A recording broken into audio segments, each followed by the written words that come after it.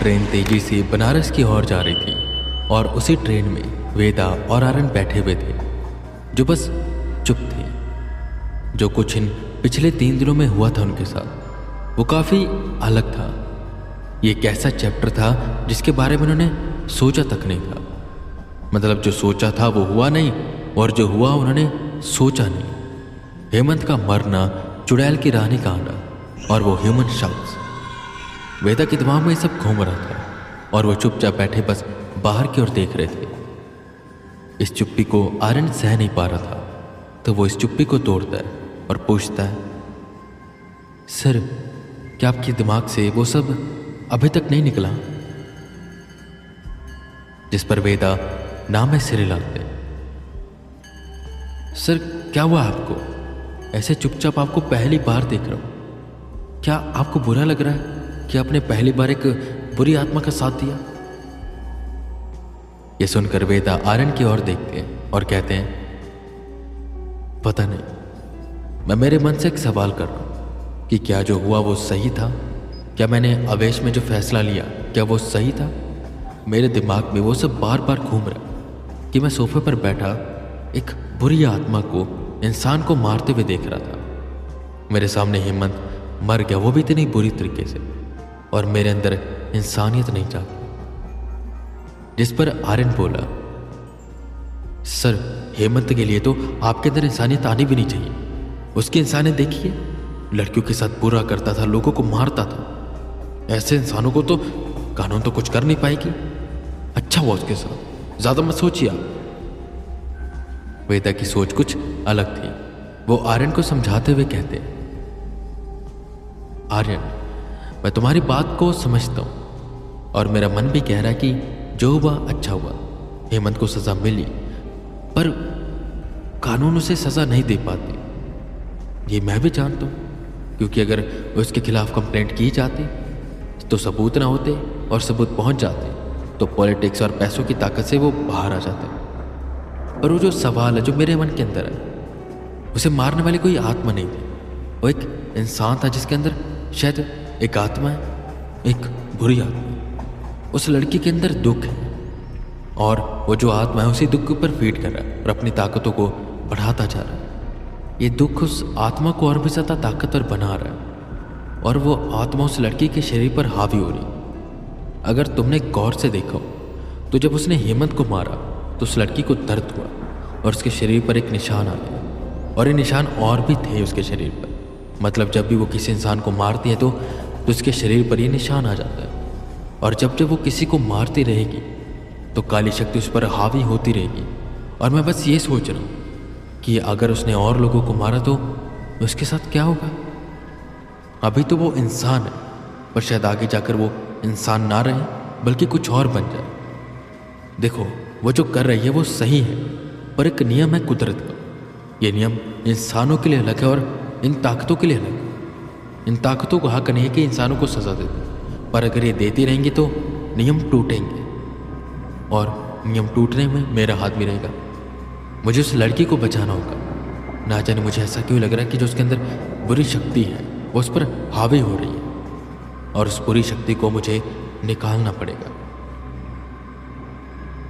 ये सारी बातें सुन आर्यन को भी समझ आ गया कि वेदा कहना क्या चाहते हैं। उसने हामी भरी और कहा, हाँ सर ये तो है, पर हम उसे ढूंढेंगे कैसे? वो तो चली गई।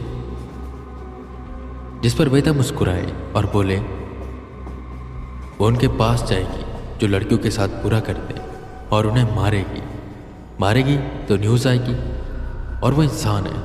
इतनी जल्दी एक शहर से दूसरे शहर जाने में उसे टाइम तो लगेगा। आर्यन ये सब गौर से सुनता है और उसके मन में एक सवाल आता है जिसे वो पूछ लेता है, सर बात मुझे समझ नहीं आ रही। वो इंसान है पर अचानक से कैसे वो वहां पर आ गए हेमंत के पास? जिस पर वेदा जवाब देते हुए कहते, देखो आर्यन, मैंने तुमसे कहा था ना कि ये हमारी कहानी पहले से लिखती गई है। जो हमारे साथ हो रहा है वो भगवान की मर्जी है, हम उनकी कठपुतली हैं। उस लड़की का वहां से गुजरना या वहां पर आना ये एक कहानी का हिस्सा है, क्योंकि मेरे गुरुजी ने कहा था उसे मेरी मदद चाहिए, तो उसका मेरे सामने आना ज़रूरी था।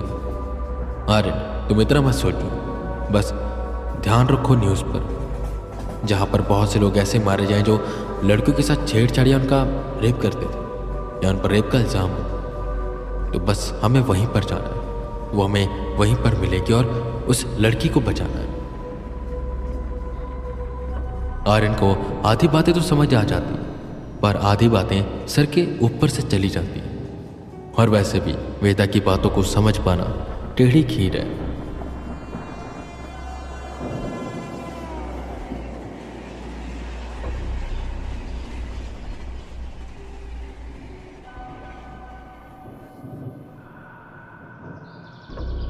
वहीं दूसरी तरफ उड़ीसा के उसी जंगल के उसी खंडर गांव में पुलिस वाले आ जाते हैं।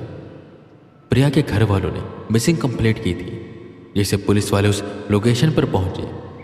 हाईवे पर कुछ खून की बूंदें और उस जंगल से जाते कार्स के टायर के निशान, जिसका पीछा करते करते पुलिस वाले उस खंडर जगह पर पहुंचे, जहां लाशों का भंडार था।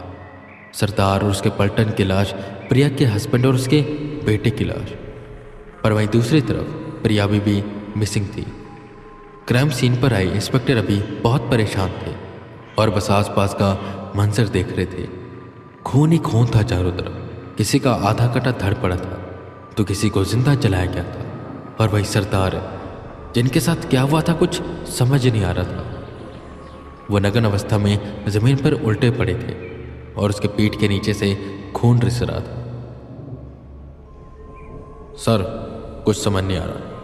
ये किसी जानवर का काम भी नहीं लग रहा और किसी इंसान का भी नहीं। जंगल के अंदर 4 लाशें मिली हैं, जिसमें एक के टुकड़े टुकड़े हुए पड़े, एक का गला कटा है, एक की हड्डियां टूटी हैं और एक पेड़ से उल्टा लटका दिया गया। दूसरी तरफ यहाँ पर बैंक से चोरी किया गया सारा पैसा बरामद हो गया। सर, 2 लाशें मिली हैं, जिसमें से एक आदमी की और एक किसी बच्चे की। शक ये है कि प्रिया के बच्चे की लाश है और दूसरी तो प्रिया के हस्बैंड की। स्टिल प्रिया मिसिंग है। हेड कांस्टेबल शर्मा ने कहा। यह एक अजीब सा केस था। इंस्पेक्टर अभी अपना सर खुजाते और यहाँ वहाँ देखते। तुरंत उन्होंने हेडक्वार्टर में इसकी खबर पहुंचाई। फॉरेंसिक टीम वहां पर आ जाती और साथ ही साथ न्यूज़ वाले भी। ये खबर धीरे धीरे आग की तरह फैलने लगी और ये खबर पहुंच गई बनारस भी, जिसे वेदा सुन रहे थे। लुटेरों का गैंग, जिन्होंने बैंक में डाका डाला, पहुंचे इस खंडर से गांव में। इस जगह से 19 किलोमीटर दूर था हाईवे, जहां से उन्होंने अगवा किया राजेश, प्रिया और उसके 3 साल के बेटे अर्नव को। जहां अर्नव की और राजेश की लाश मिली उस जगह पर जहां डाकुओं ने अड्डा बनाया हुआ था। पर हैरानी की बात यह है कि वहीं पर डाकुओं की लाश भी मिली है बुरी हालत में। बैंक से सारा लूटा पैसा बरामद कर लिया गया और अब तक पुलिस के सामने एक सवाल खड़ा है कि वहां पर हुआ क्या था। शंका यह जताई जा रही है कि प्रिया के साथ दुष्कर्म किए गए थे, क्योंकि पिछले कमरे में टूटी चूड़ियाँ, फटे कपड़े बरामद हुए जो कि प्रिया के थे, और उसी कमरे की दीवार टूटी जो कि कच्ची है। सूत्रों का यह कहना है कि प्रिया वहां से भाग गई है। पर डाकुओं को किसने मारा, इसके पीछे क्या राज है, ये अब तक पुलिस पता नहीं लगा पाई।